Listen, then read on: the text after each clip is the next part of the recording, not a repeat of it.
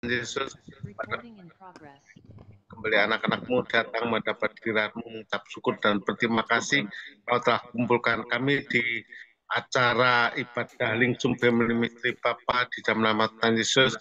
Kami serahkan ibadah ini dari awal, pertengahan hingga akhir ke dalam tangan pengasihan-Mu.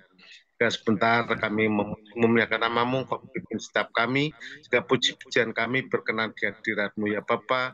Dan sebentar kami mendengarkan firman-Mu, membuka mata hati setiap kami, mampukan kami untuk menjadi pelaku-pelaku firman. Terima kasih Bapa, di dalam nama Tuhan Yesus kami sudah mengucap syukur. Haleluya.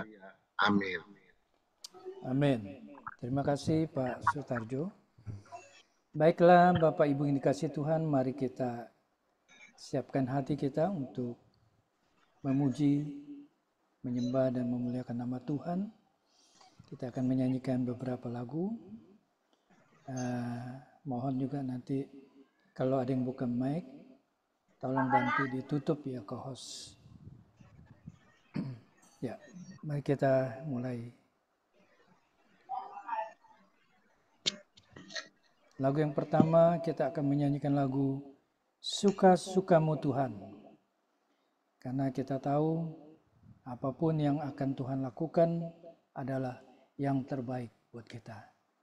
Maka kita serahkan kepada Tuhan, suka-suka Tuhan apa yang Tuhan ingin lakukan buat kita. Amin.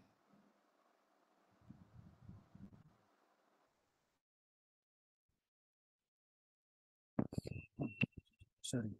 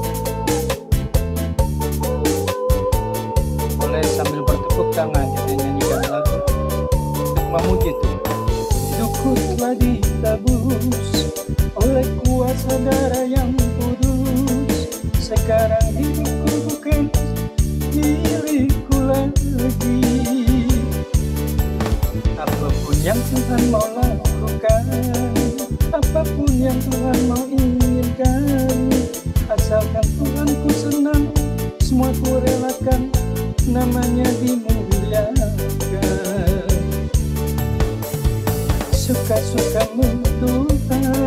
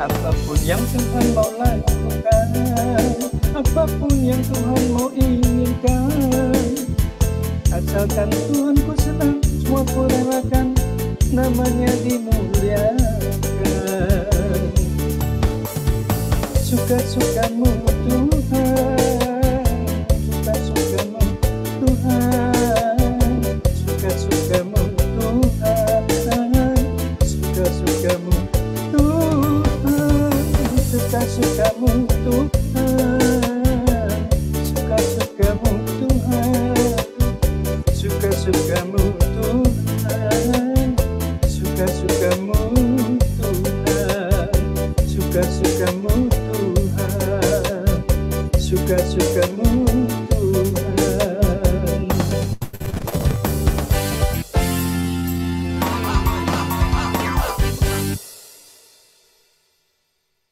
Ya, kita lanjutkan dengan lagu yang kedua, yaitu Seperti Bapa Sayang Anaknya.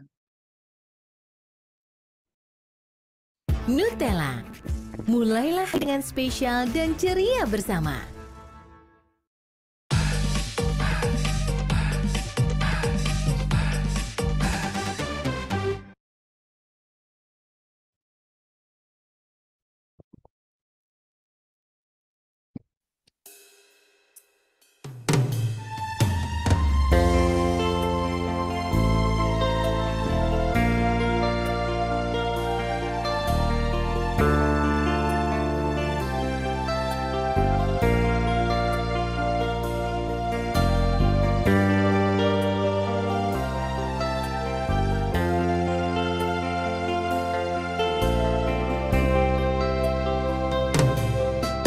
Bapa, besar sungguh kasih setiamu, nyata sungguh perlindunganmu, tak satu kuasa mampu pisahkan aku dari kasih-Mu. Bapa, ajarku selalu hormati-Mu, ajarku perintah-Mu, berikan hati untuk menyembah-Mu dan bersyukur padamu, seperti Bapa sayang anaknya,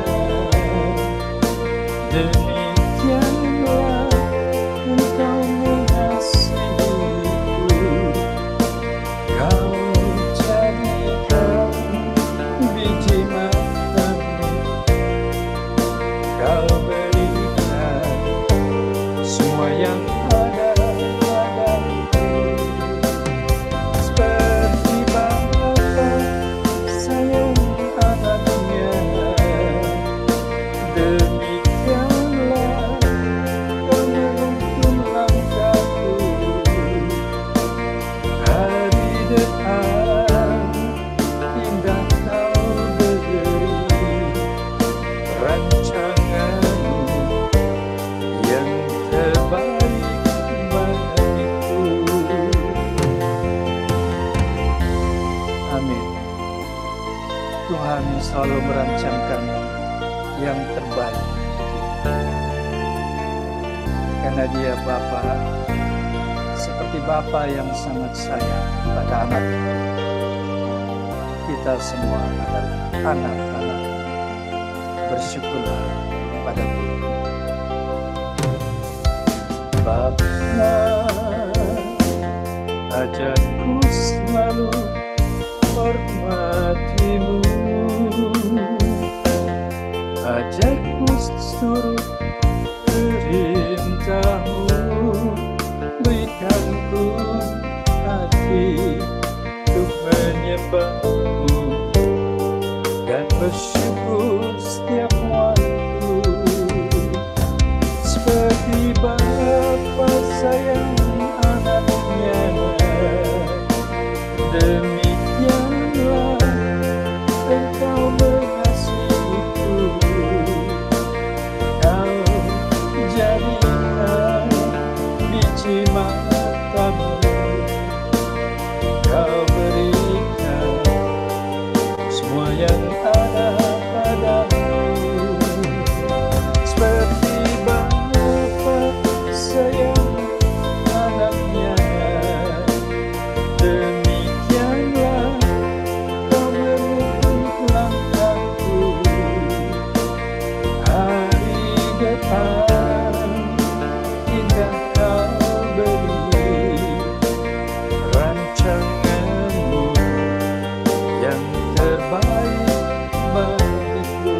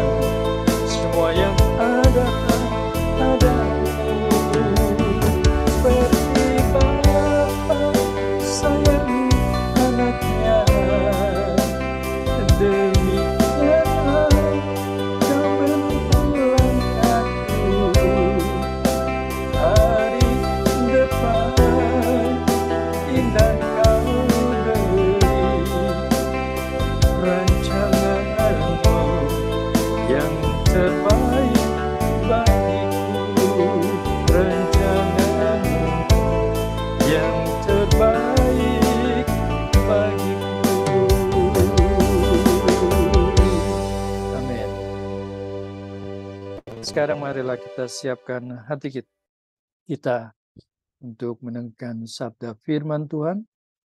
Kita nyanyikan, kita sambut dengan lagu Bapa yang Mengasihiku.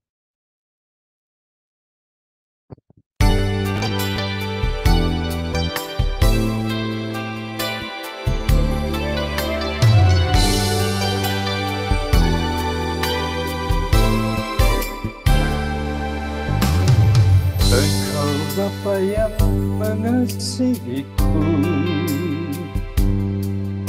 tak kau pandang bentuk dan rupaku. Engkau mengasihiku dengan sepenuh hati, tak pernah sama seperti dunia ini. Engkau Bapa yang mengajariku melewati badai langit biru. Kau yang buatku terbang bagaikan Raja Wali, mengatasi segala pencobaan. Kau Bapakku yang baik, mengerti bahasa tetesan air mata, tak kau biarkan ku berjalan sendirian, sebab kau Bapakku yang baik, kau sungguh baik.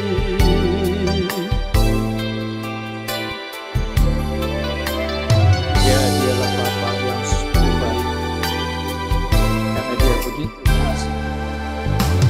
Engkau Bapa yang mengasihiku, tak kau pandang bentuk dan rupaku. Engkau mengasihiku dengan sepenuh hati, tak pernah sama seperti dunia ini. Engkau Bapa yang mengajariku melewati badai langit biru.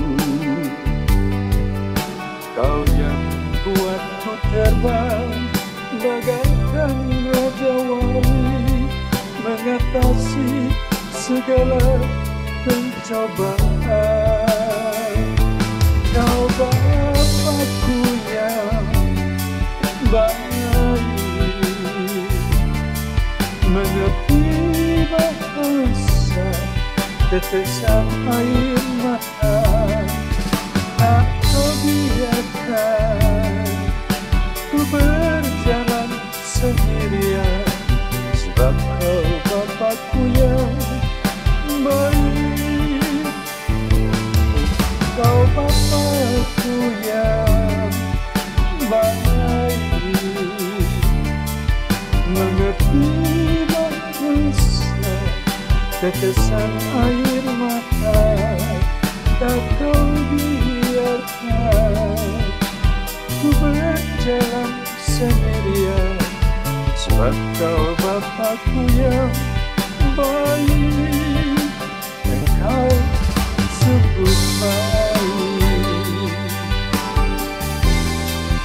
engkau sungguh baik.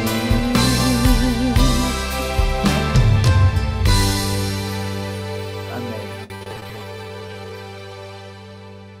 Saya persilakan hambanya Pak Stanley untuk menyampaikan firman Tuhan. Ya, silakan hambanya Bapak Ya, Stanley Iskandar. Tuhan berkati. terima kasih untuk kesempatan yang diberikan Pak Gembala. Terima kasih untuk teman-teman yang sudah bergabung ya di Zoom ini. Mari kita sebelum masuk dalam pembahasan firman, kita berdoa dulu ya. Mari kita satukan hati. Terima kasih Bapak untuk kesempatan yang Tuhan berikan lagi pada kami. dari Family Ministry Zoom ini, nggak kami boleh berkumpul kembali sore hari ini untuk mendengarkan bagian kebenaran firman-Mu. Urapi kami semua ya Bapak, yang mengikuti Zoom ini maupun yang akan mendengarkan melalui YouTube. Biarlah apa yang disampaikan saat ini boleh dimengerti oleh kami semua dan disimpan dalam hati dan dilakukan. Urapi kami semua yang mengikuti Zoom ini maupun yang akan mendengarkan melalui YouTube. Terima kasih Bapak. Kami serahkan semuanya ini, acara ini dalam kuasa tangan-Mu. Dalam nama Tuhan Yesus, kami sudah berdoa dan mengucap syukur. Haleluya. Amin. Ya, selamat sore semuanya teman-teman. Hamba Tuhan yang luar biasa. Ya, hari ini saya mengambil tema sukses di mata Tuhan. Nah, mungkin sebagian kita saya percaya udah tahu ya apa yang dimaksud sukses di mata Tuhan ya. Kalau sukses di mata manusia kan yang ada di dunia ini udah jelas ya. Jadi kalau orang bilang ya sukses ya dia hidupnya sukses ya, dia orang sukses. Nah itu pasti orang-orang dunia ini menganggap sukses itu ya jadi orang kaya ya. Jadi orang kaya, jadi orang terkenal, jadi orang yang dihormati, disegani, dipuji-puji, dan disukai banyak orang yang ngetop gitu. Apa populer ya, maaf bentar. Jadi orang yang populer gitu ya. Nah itu baru dianggap sukses sama orang dunia. Tapi kalau ya kita juga memang didoktrin dari kecil gitu ya. Anak kecil, anak-anak kita suruh belajar yang pintar, sekolah yang pintar, yang rajin, jadi sarjana, entah kerja, sukses, cari duitnya gampang gitu ya. Dia orientasinya selalu ke mamon, ya biasanya itu ya, ciri-ciri orang dunia ya. Tapi kalau Tuhan bukan itu ya, malah kita Tuhan pesan untuk urusan uang ini ada 3 hal yang Tuhan pesankan. Apa? Kesatu, jangan jadi hamba uang, jangan cinta uang, jangan bersahabat dengan dunia. 3 itu ya, 3 poin itu malah Tuhan bilang sama kita jangan lakukan itu ya. Nah ayat-ayatnya pasti kita sudah tahu semua. Jadi 3 hal itu yang harus kita hindari. Kalau menurut saya jadi sukses menurut Tuhan itu adalah satu, targetnya adalah hidup berkenan di hadapan Bapa. Nah itu target kita supaya dianggap sukses di mata Tuhan adalah hidup berkenan di hadapan Bapa. Artinya apa? Hidup menghasilkan buah. Hidup menghasilkan buah, buah di sini buah roh. Jadi 2 poin ini, ya, inilah sebabnya mengapa Tuhan Yesus harus datang ke dunia supaya kita diselamatkan ya. Tujuan Tuhan menyelamatkan umat manusia dari kebinasaan. Gimana caranya? Hidup berkenan di hadapan Bapa. Itu kita bisa baca di Matius 7 ayat 21 ya. Yang ayat sangat terkenal ini saya ulangi, saya baca ya. Untuk mengingatkan kita.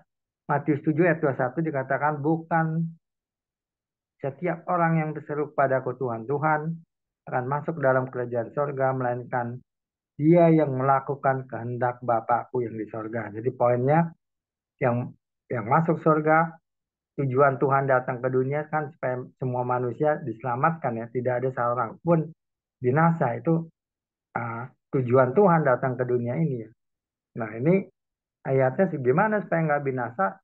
Ialah melakukan kehendak Bapa. Target kita itu, goal kita itu yang dimaksud sukses di mata Tuhan ya.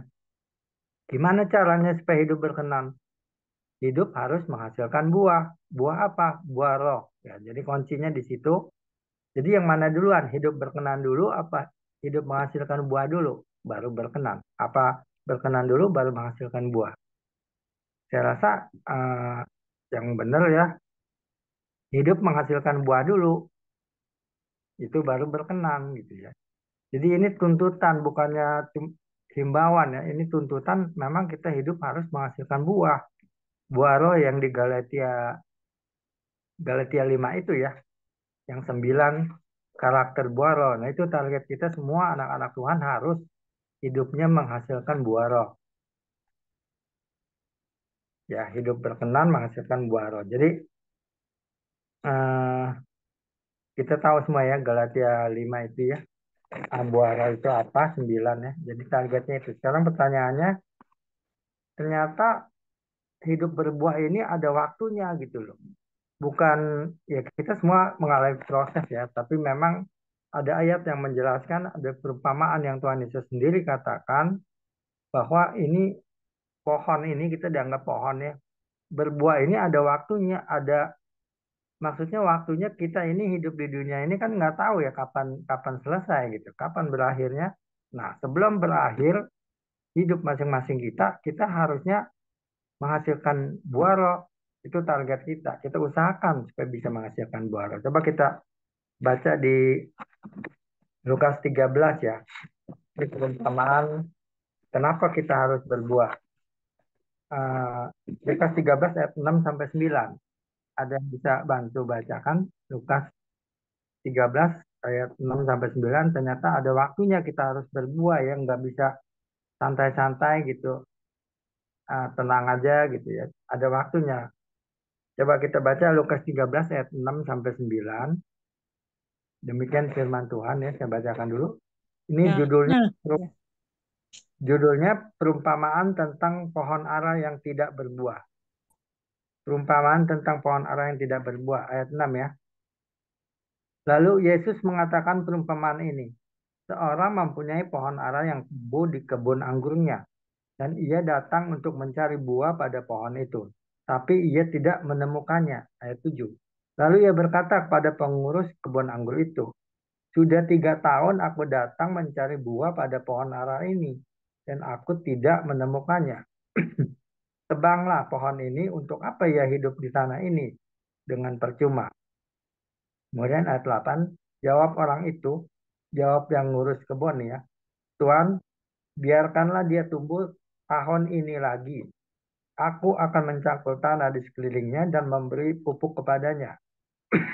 Mungkin tahun depan ia berbuah, jika tidak tebanglah dia. Jadi dari perikop ini, dari cerita ini digambarkan, Tuhan Yesus menggambarkan ya, Bapak ini sebetulnya ada waktu untuk menunggu kita berbuah gitu loh. Betul nggak? Ada seorang pengusaha, ada seorang yang punya perkebunan gitu ya, di kebun anggurnya ada pohon ara. Nah, si yang punya kebun ini pengen makan buah ara ini. Sudah 3 tahun dia tunggu nggak berbuah-buah gitu loh. Pohon aranya nggak berbuah-buah. Terus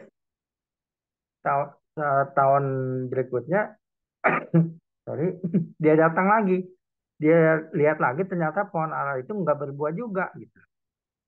Terus dia suruh tebang aja dah, tebang aja pohon itu. Berarti ini perumpamaan tentang kita ya, anak-anak Tuhan yang udah percaya Tuhan, ngikut Tuhan sekian tahun ya. Tapi giliran Tuhan minta mau lihat buah kita belum berbuah juga gitu. Aturannya udah disuruh tebang gitu, udah waktunya habis misalnya ya. Ini pribadi lepas pribadi ya, bukannya rame-rame. Bisa juga kedatangan Tuhan ya. Tuhan sebelum Tuhan datang ditunggu lagi setahun lagi gitu ya. Kalau masih nggak berbuah juga ya udah habis semuanya dibinasakan ya. Jadi kita anggap ini penjemputan pribadi, kita masing-masing ada waktunya gitu, sampai kapan kita waktu kita berakhir di dunia ini ya. Jadi sebelum waktu itu berakhir, seorang pun nggak ada yang tahu, kita diharapkan berbuah gitu, kalau nggak disuruh tebang. Nah, ini yang ngurus kebun ini bilang, Tuhan tunggu sabar, tunggu setahun lagi deh Tuhan, kasih waktu setahun lagi, nanti saya piara pohon ini, saya kasih pupuk, saya perhatikan supaya dia berbuah. Kalau setahun kemudian nggak berbuah juga, baru tebang deh gitu. Nah, ini negosiasi diumpamakan Tuhan Yesus ya, Tuhan Yesus masih berusaha supaya kita nggak langsung ditebang gitu. Dikasih waktu 1 tahun lagi supaya berbuah. Nah, ini kita harus jaga jarak, siapa tahu waktu kita juga tinggal setahun lagi gitu, yang ditunggu Tuhan gitu. Ya, kita nggak ada yang tahu. Jadi targetnya harus berbuah ya. Kalau kita kaitkan dengan ini perumpamaan pokok anggur ya, di Yohanes 15 yang saya ambil ayatnya di ayat 2 ya. Dikatakan Yohanes 15 ayat 1 dan sampai 6 ya, perumpamaan pokok anggur ini kita semua udah pasti tahu ya. Nah, di sini kan jelas ya, kita harus berbuah. Jadi Yohanes 15 coba kita lihat. Ada yang bisa bantu baca Yohanes 15 Bu Poni? Yohanes 15 ayat 1 sampai berapa, Pak? 6. Pokok anggur yang benar. Ayat 1, akulah pokok anggur yang benar dan Bapakkulah penguasanya. Dan 2, setiap ranting padaku yang tidak berbuah dipotong dan setiap ranting yang berbuah dibersihkannya supaya ia lebih banyak berbuah. 3, karena kamu memang sudah bersih karena firman yang telah kukatakan kepadamu. 4, tinggallah di dalam aku dan aku di dalam kamu, sama seperti ranting yang tidak dapat berbuah dari dirinya sendiri. Kalau ia tidak tinggal pada pokok anggur, demikian juga kamu tidak berbuah jikalau kamu tidak tinggal di dalam aku. 5, akulah pokok anggur dan kamulah ranting-rantingnya.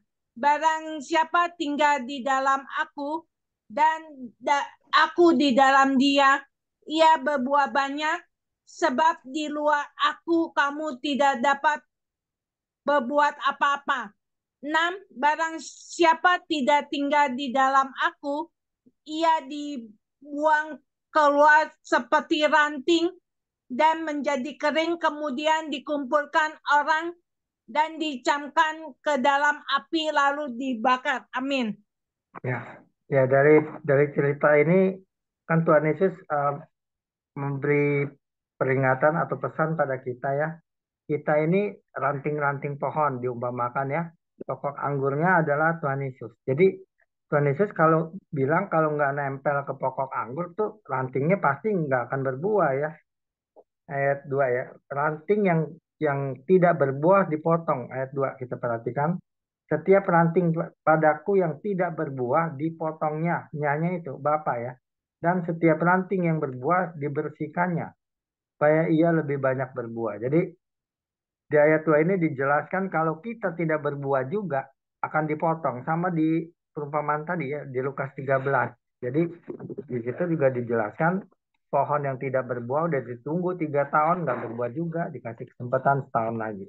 Jadi kalau sampai udah batas waktunya habis, kita bakal dibuang nih. Di ayat 2 dikatakan, setiap ranting padaku yang tidak berbuah, ranting itu kita-kita ya anak-anak Tuhan, dipotongnya dan setiap ranting berbuah dibersihkannya. Kalau udah berbuah, ranting kita dibersihin lagi supaya buahnya tambah banyak gitu ya. Supaya ia lebih banyak berbuah. Jadi gimana caranya supaya berbuah banyak? Harus bersedia dibersihkan. Dibersihkan dengan apa? Dengan firman Tuhan ya. Tadi kan dikatakan memang kamu sudah bersih ya. Ayat mana tuh? Kamu memang sudah bersih ya 3 ya. Karena firman yang telah kukatakan kepadamu. Jadi firman Tuhan itu untuk membersihkan kita. Untuk membersihkan kita. Diumpamakan ranting-ranting pohon ini. Supaya kita berbuah banyak. Makanya harus baca firman dan melakukan ya. Supaya kita bersih dan berbuah banyak. Ayat 4 dikatakan, tinggallah di dalam aku dan aku di dalam kamu. Sama seperti ranting tidak dapat berbuah dari dirinya sendiri kalau ia tidak tinggal pada pokok anggur. Demikian juga kamu tidak berbuah jikalau kamu tidak tinggal di dalam aku. Berkali-kali nih Tuhan ulang ya kalimatnya. Intinya kita harus nempel sama pokok anggur. Kita harus nempel sama Tuhan gitu ya. Jangan jauh-jauh. Kalau kita terlepas dari Tuhan, tuh ayatnya ayat 6 ya. Ayat 6 katakan, ayat 5 dulu deh. Akulah pokok anggur dan kamu ranting-rantingnya. Berkali-kali ya Tuhan ngomong, aku pokok anggur, kamu rantingnya. Barang siapa tinggal di dalam aku di dalam dia. Tuh. Berkali-kali Tuhan bilang, kamu di dalam aku di dalam kita di dalam Tuhan, Tuhan di dalam kita. Ia berbuah banyak sebab di luar aku kamu tidak dapat berbuat apa-apa. Ayat 6, barang siapa tidak tinggal di dalam aku, ia dibuang. Dibuang keluar seperti ranting dan menjadi kering. Jadi ditebang rantingnya dari pohonnya, terus dibuang. Kan lama-lama kering. Kering kemudian dikumpulin orang dan dicapakan ke dalam api lalu dibakar. Maksudnya dibakar masuk neraka gitu ya pengertiannya ya. Jadi kalau kita jadi ranting yang kering, tidak berbuah, ditebang, dibuang, dikumpulin orang, dibuang ke api, binasa gitu ya. Jadi kalau dari perikop ini saya menangkap memang kita harus berbuah gitu. Tuhan menuntut kita harus berbuah sebelum waktu kita selesai gitu di bumi ini. Di perumpamaan di Lukas 13 tadi ya. Ada waktunya, udah ditunggu bertahun-tahun nggak berbuah terus gitu ya. Jadi sore ini kita diingatkan hidup yang serius ya untuk bisa menghasilkan buah. Buah apa? Buah roh itu di Galatia 5 itu ya. 9 karakter Tuhan yang ada di buah roh itu harusnya kita miliki gitu. Yang pertama kan kasih ya. Kasih kan 2 Korintus 13. Nah, kasih aja susah. Tidak semua orang Kristen memiliki kasih meskipun dia hamba Tuhan ya. Tapi kasih itu aja baru salah satu dari karakter buah roh. Ada 8 lagi. Yang tersulit penguasaan diri. Yang terakhir ya. Nah, itu kita berusaha minta Roh Kudus bimbing kita, menguasai roh kita supaya kita benar-benar bisa memiliki buah itu, buah roh itu ya. Jadi semua orang dituntut kalau mau selamat ya, menyenangkan hati Bapa dengan menghasilkan buah gitu ya. Targetnya kan itu. Yang punya kebun kan mengharapkan pohon-pohonnya berbuah gitu ya. Bukannya nggak berbuah bertahun-tahun ditunggu, ditanam, diurus, nggak berbuah juga. Bapak menghendaki kita semua berbuah.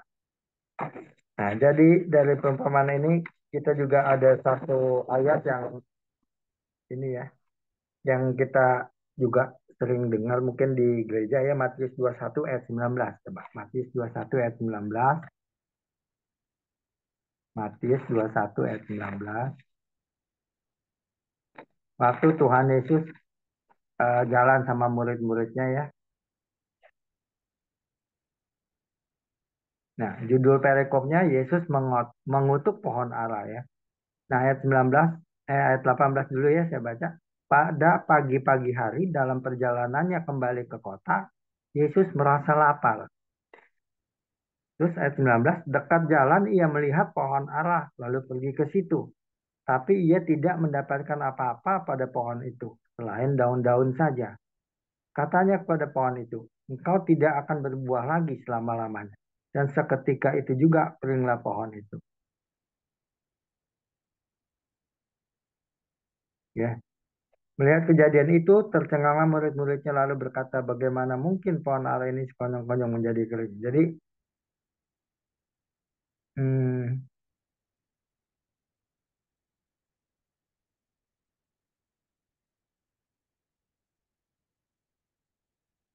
ya, jadi waktu itu Tuhan Yesus melihat pohon ara, terus daunnya rindang ya.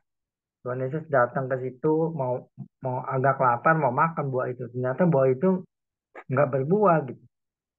Terus pohon itu Tuhan bilang mati ya, karena engkau tidak berbuah,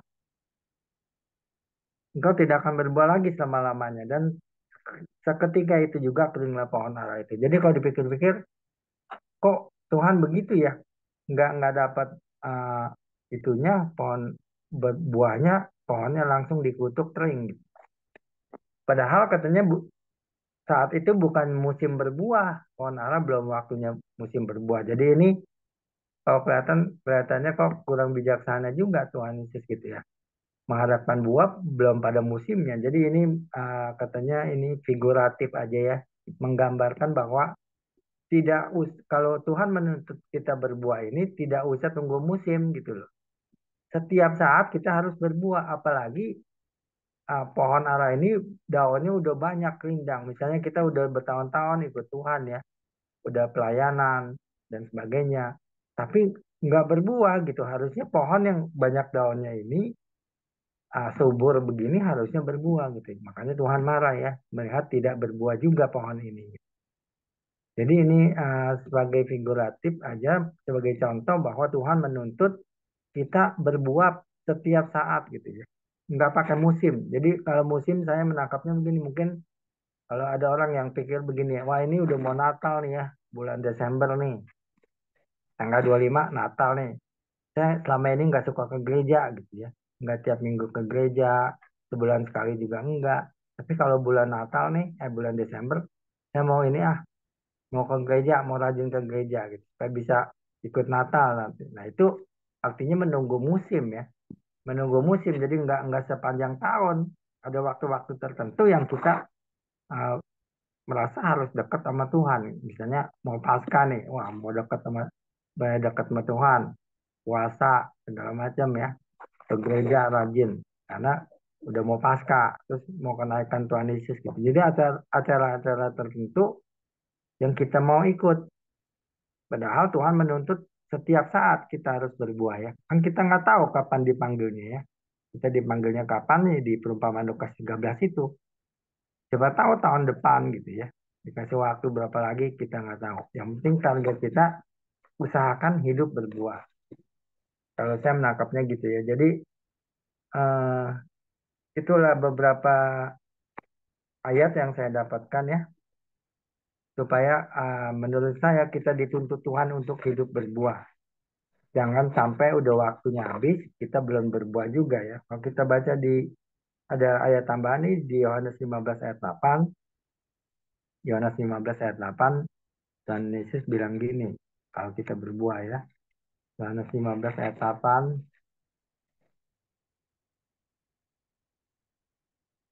dalam hal inilah Bapakku dipermuliakan, yaitu jika kamu berbuah banyak, dan dengan demikian kamu adalah murid-muridku. Jadi syarat menjadi murid Tuhan juga kita harus berbuah banyak ya. Ayat 8 ini jelaskan, kalau kita berbuah banyak, artinya kita memuliakan Bapa. Dalam hal inilah Bapakku dipermuliakan, yaitu jika kamu berbuah banyak. Dan dengan demikian kamu adalah murid-muridku. Jadi kita dituntut berbuah supaya masuk surga ya, supaya hidup berkenan. Kedua, kalau kita berbuah, kita artinya memuliakan Bapa gitu. Emang Bapa udah mulia ya. Gimana caranya kita memuliakan? Ya dengan hidup berbuah gitu. Supaya dia berkenan, menyenangkan hati Bapa ya.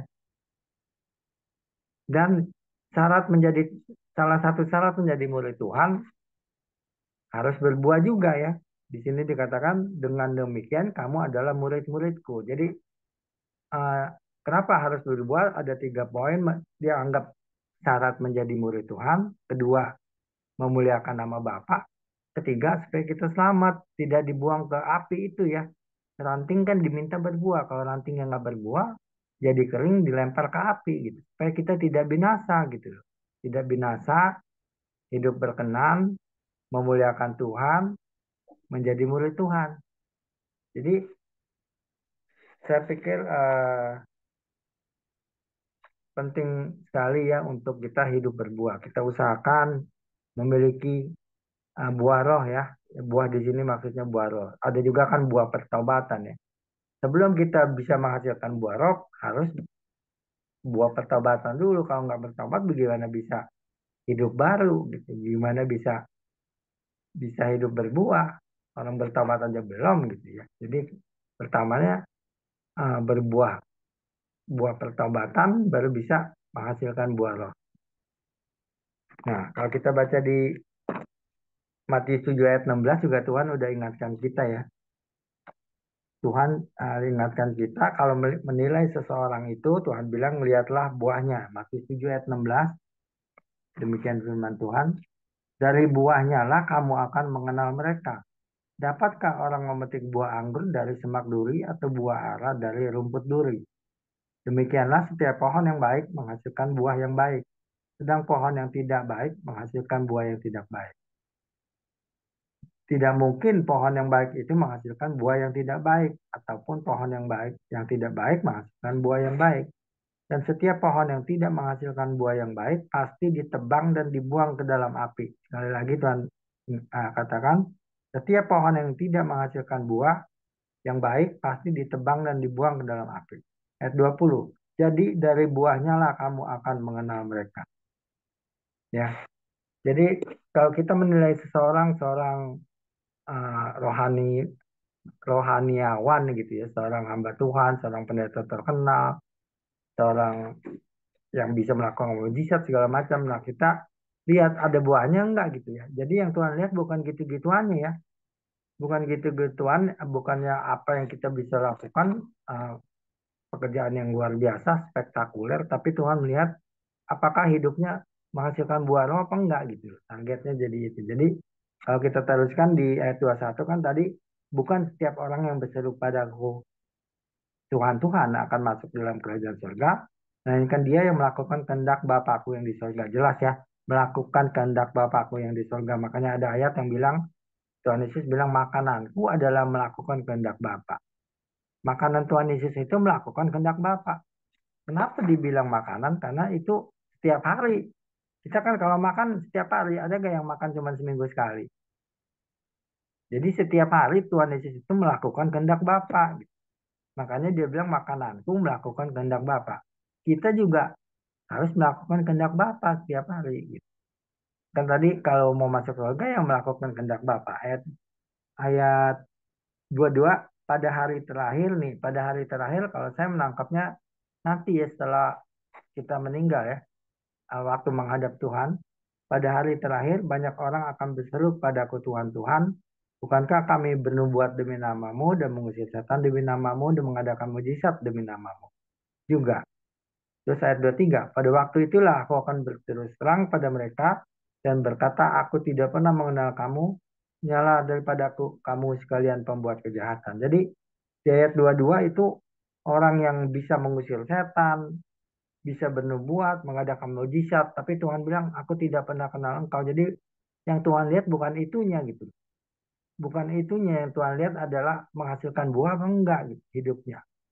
Jadi saya rasa ini sangat penting yang untuk kita ketahui, diingatkan sore hari ini kita berusaha hidup menghasilkan buah roh itu ya. Semua sudah tahu ya Galatia 5, apa perlu dibaca lagi biar nggak usah kali ya.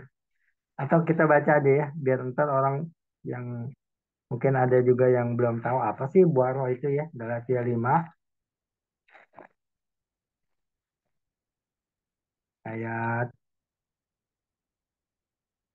mulai ayat 22 ya.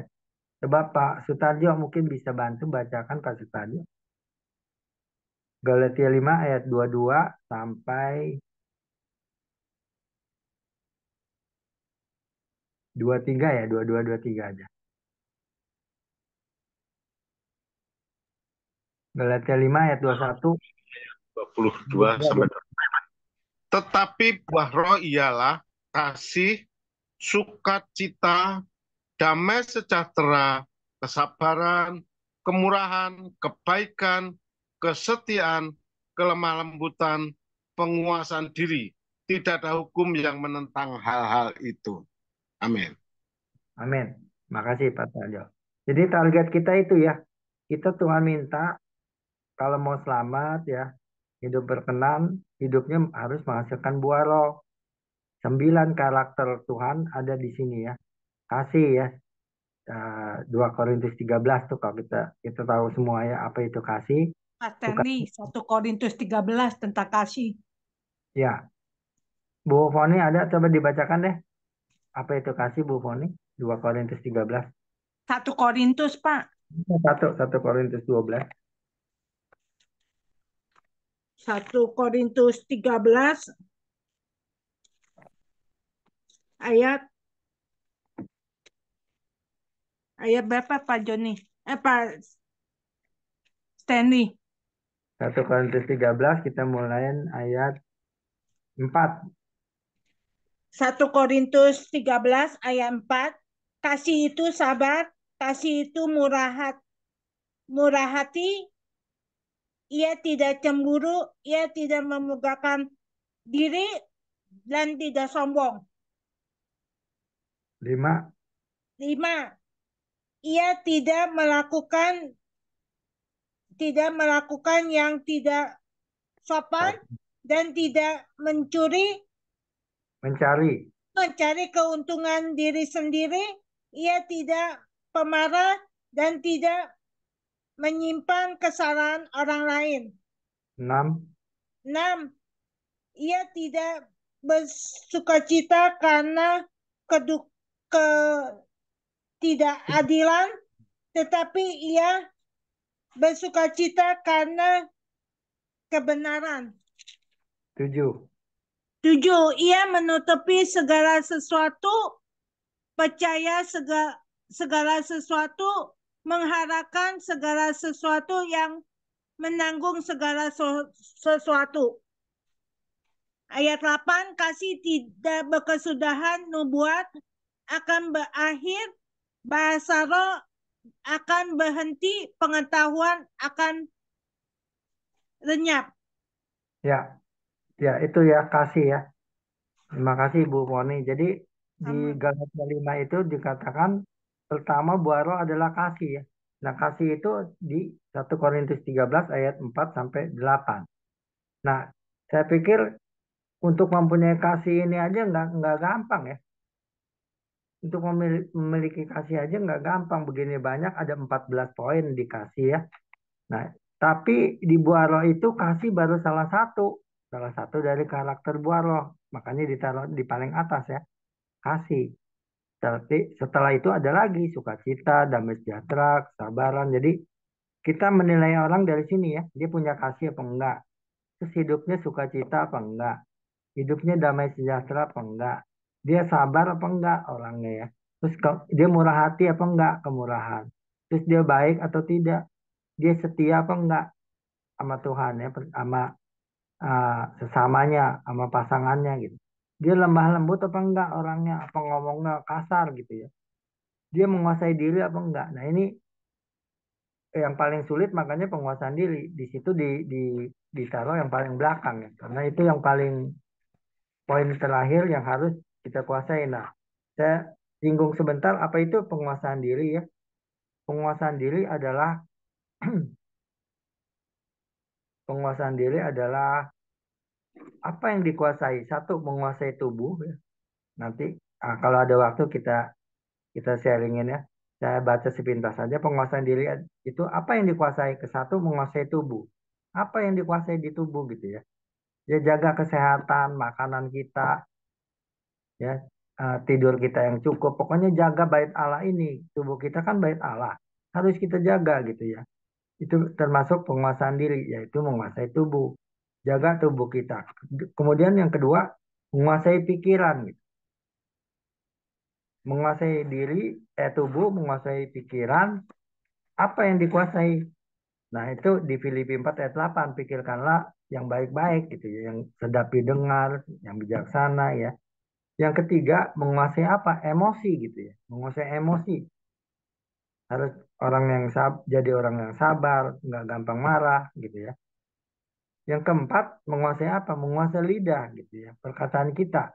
Yakobus 3 ayat 5. Jadi ada empat poin yang harus kita kuasai. Itu yang dimaksud penguasaan diri ya. Jadi bukan emosi aja gitu, bukannya perasaan aja.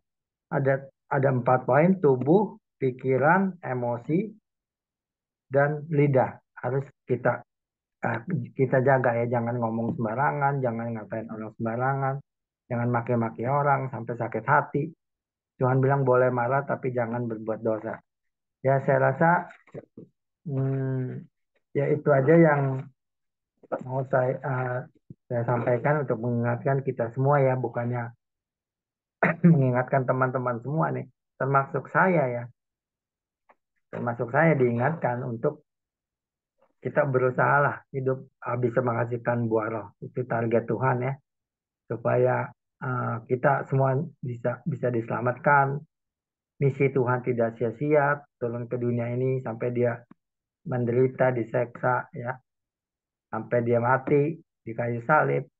Itu demi apa? Demi kita, supaya kita bisa diselamatkan. Tapi bagian kita hidup harus menghasilkan buah roh juga gitu ya, yang diminta Tuhan ya. Jadi ada bagian Tuhan, ada bagian kita. Ya, saya rasa itu yang mau saya sampaikan. Mari kita berdoa lagi ya.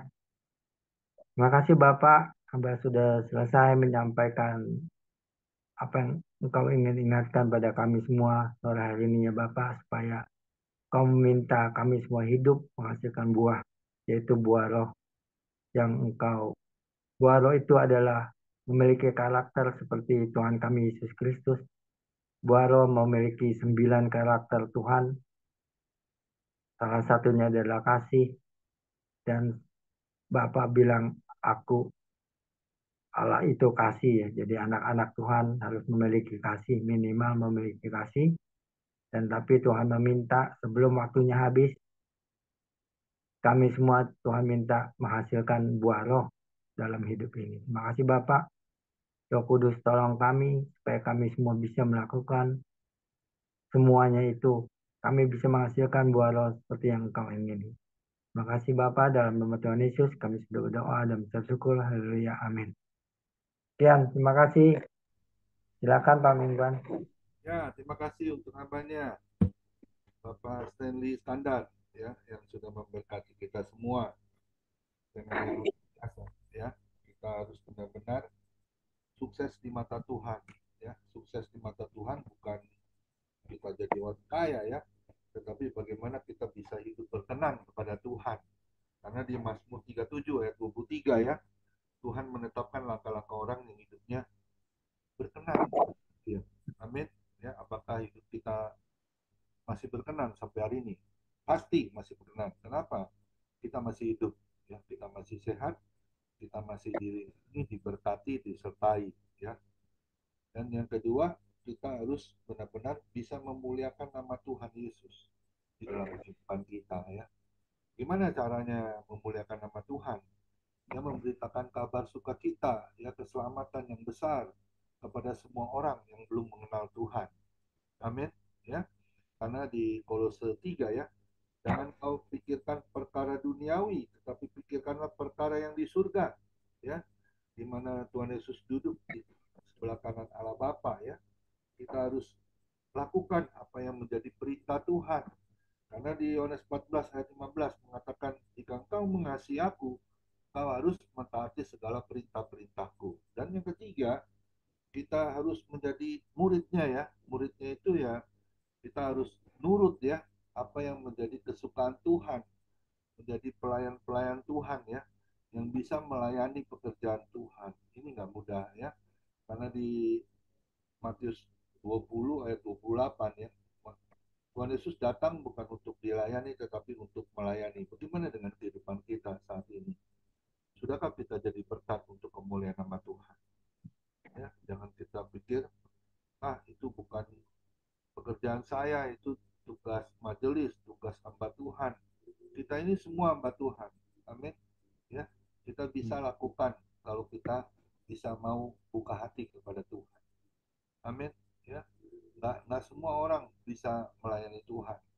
Tapi kalau kita diberi karunia, kasih karunia, anugerah yang besar kepada Tuhan, ayo kita belajar melayani Tuhan. Dulu saya juga nggak terpikir ya, saya bisa jadi hamba Tuhan. Tapi saya terus melakukan apa yang menjadi kehendak Tuhan. Karena di Efesus 2 ayat 10, kita ini buatan Allah yang mana telah dipersiapkan Tuhan sebelumnya untuk kita tetap hidup di dalam Dia. Amin.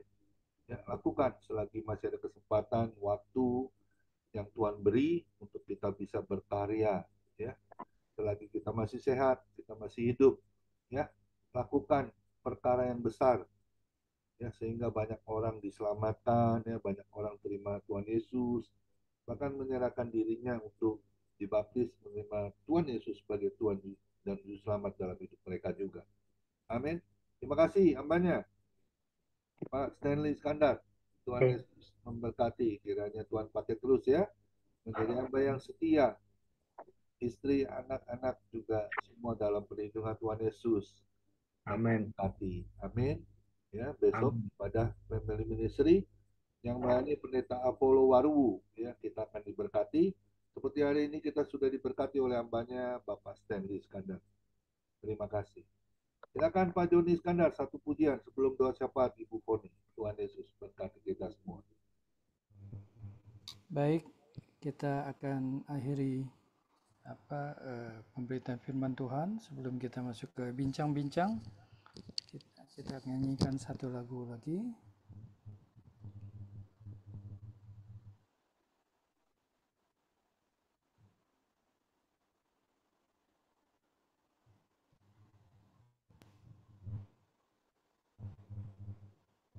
Segala perkara dapat kutanggung di dalam Dia.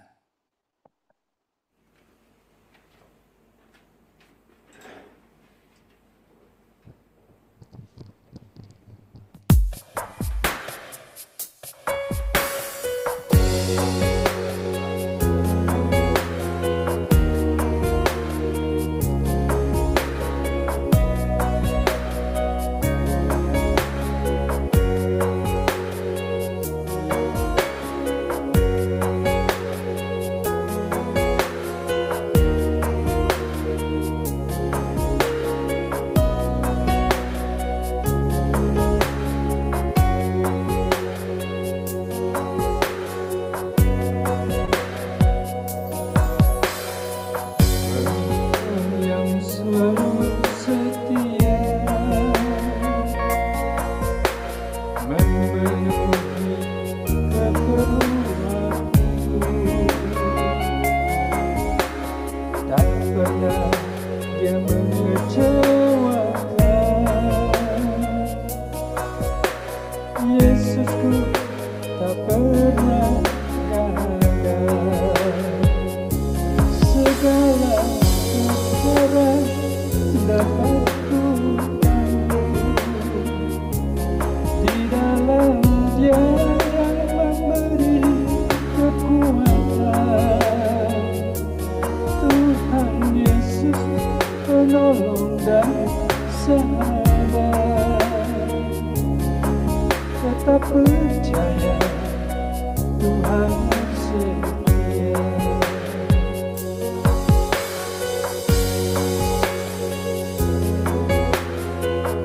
Setialah di dalam Tuhan, karena Dia akan menanggung segala perkara yang akan kita hadapi.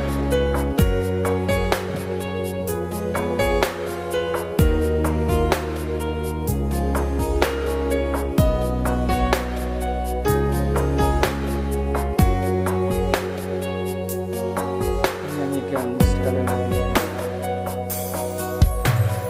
Penolong yang selalu setia,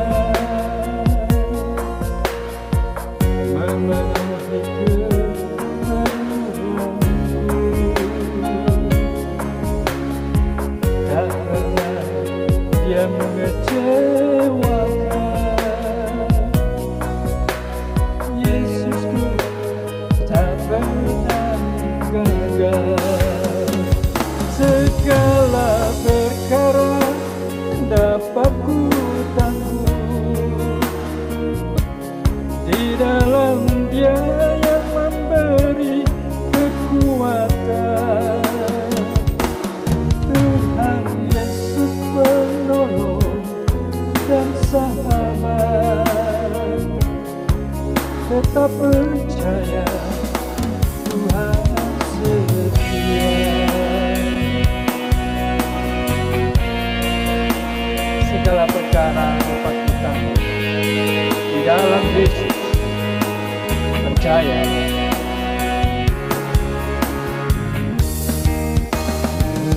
Segala perkara dapat ku tanggung di dalam Dia yang memberi kekuatan.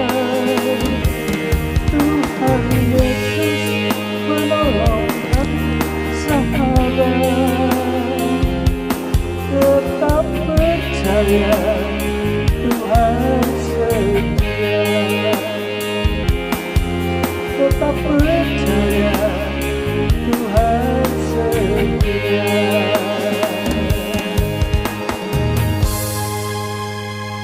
Amin. Saya persilakan hambanya Ibu Foni untuk doa syafaat. Silakan.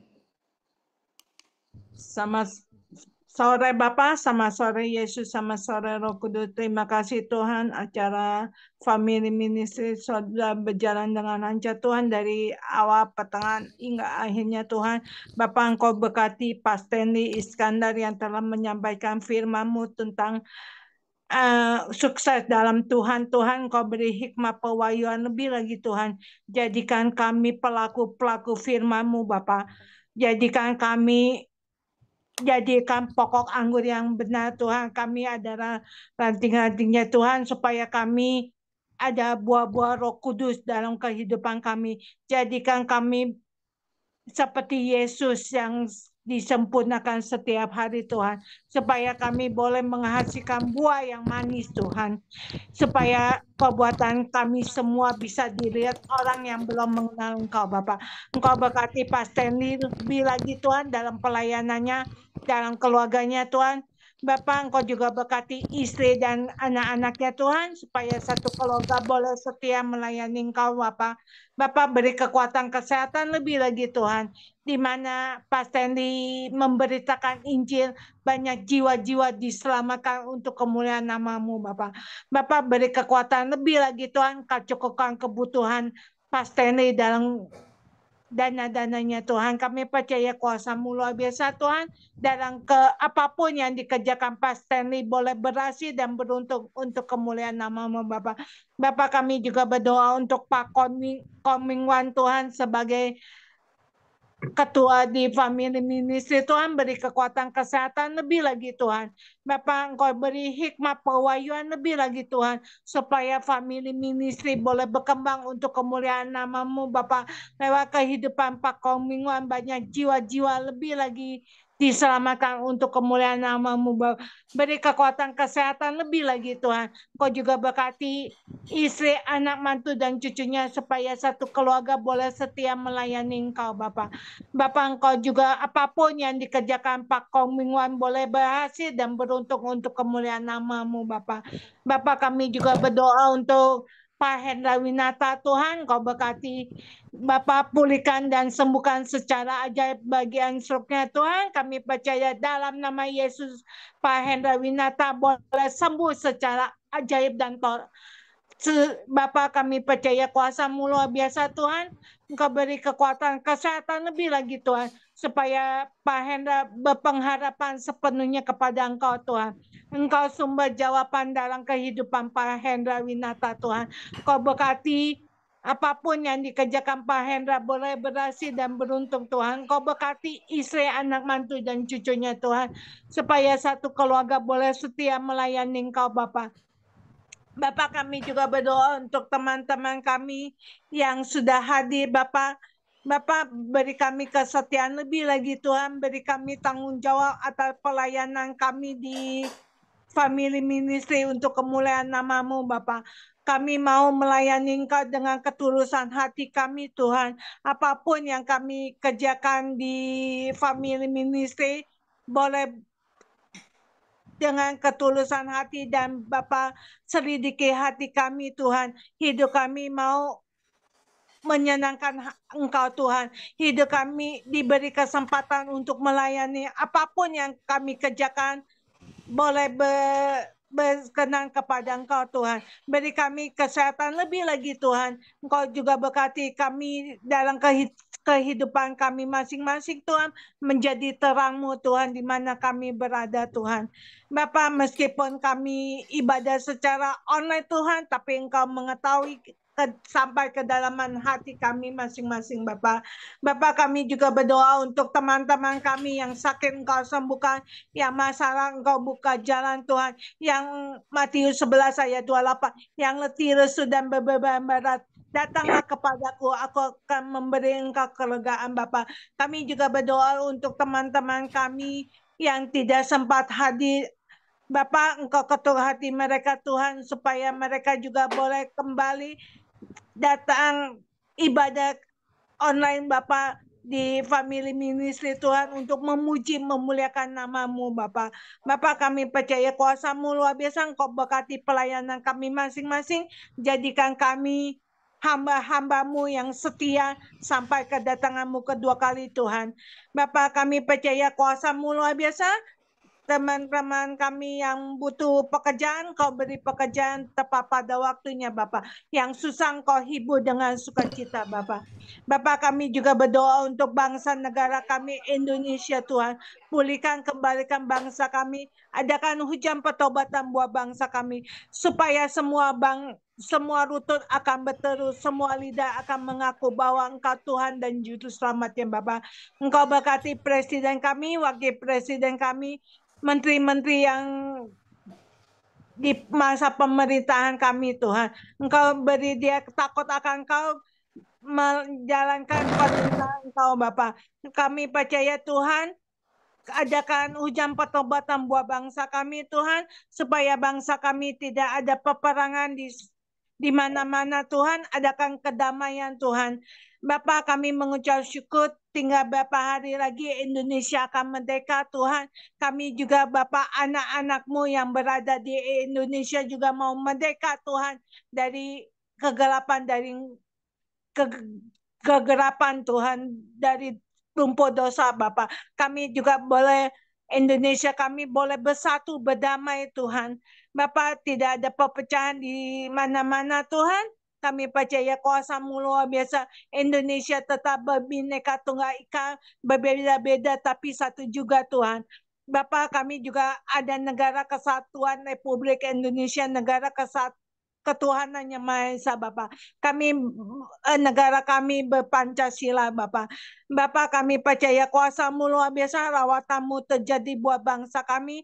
Adakan hamba-hamba-Mu yang Engkau utus Tuhan, baik di kota-kota, di desa-desa maupun di pelosok-pelosok manapun Bapak, kami mau menginjil jiwa-jiwa lebih lagi Tuhan, baik anak-anak, dewasa muda, orang tua maupun orang yang sudah lansia Bapak, supaya lewat perbuatan kami, supaya mereka boleh mengenal Engkau sebagai Tuhan dan Juru Selamatnya Bapak. Kami percaya doa kami belum sempurna, Engkau yang sempurnakan. Haleluya. Amin. Saya serahkan ke Pak Kominwan untuk doa berkat. Mari kita angkat kedua tangan kita menerima berkat yang datangnya dari Tuhan Yesus Kristus. Tuhan Yesus Kristus adalah kekuatan dan perisaiku. Kepadamu lah kami semua percaya. Tuhan Yesus memberkati kau dan melindungi kau. Tuhan Yesus menyinari kau dengan wajahnya dan memberi kau kasih karunia. Dan Tuhan Yesus menghadapkan wajahnya kepada kita semua yang hadir. Bapak Ibu diberinya damai sejahtera. Kiranya Tuhan Yesus memberkati kesehatan Bapak Ibu, anak mantu cucu.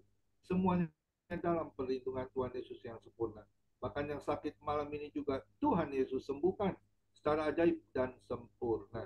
Dan juga kiranya Tuhan Yesus memberkati pekerjaan Bapak Ibu, anak mantu cucu. Apapun yang dilakukan tangan kami, khususnya di dalam bekerja, selalu dibuatnya berhasil dan beruntung di dalam nama Tuhan Yesus. Dan juga kiranya Tuhan Yesus memberkati pelayanan Bapak Ibu, anak mantu cucu. Apapun yang dilakukan tangan kami di dalam melayani Kau, perkenanan-Mu selalu ada. Hati Tuhan Yesus disenangkan. Nama Tuhan Yesus ditinggikan, dipermuliakan, dan diagungkan. Sampai Tuhan Yesus datang di awan-awan yang permai, menjemput kita orang-orang yang saleh, yang sudah diberkati. Sama-sama kita setuju katakan, amin. Tuhan Yesus memberkati kita semua. Silakan boleh dibantu oleh Bapak Sutarjo untuk bincang-bincang. Tuhan Yesus memberkati kita semua. Ya, terima kasih Pak Pendetaku, terima kasih Pak Stanley Iskandar, namanya sangat menguatkan. Sukses di mata Tuhan sangat luar biasa. Di mana